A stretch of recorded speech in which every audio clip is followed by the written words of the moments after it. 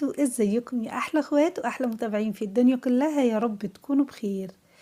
في فيديو النهاردة ان شاء الله هنعمل مع بعض مشروب او عصير غني جدا بالفيتامينات والمعادن، صحي جدا ومفيد للكبار والصغيرين.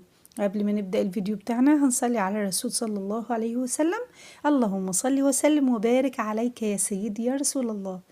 عندي هنا من مكونات العصير او المشروب بتاعنا النهاردة التمر او البلح الرطب او الناشف او اللي هو بيبقى متوسط، زي ما انتم شايفين اهو في الفيديو. وكمان عندي جزر، عندي 4 حبات من الجزر، او طبعا كمية العصير بتزيد او تنقص على حسب عدد الافراد اللي انا هعمل لهم العصير. هاخد طبعا الجزر بتاعنا بعد ما غسلناه وقشرناه، بعد كده هنقطعه في الحلة وهنحطه على النار، يعني هحط عليه مية وهحط على النار من غير سكر او اي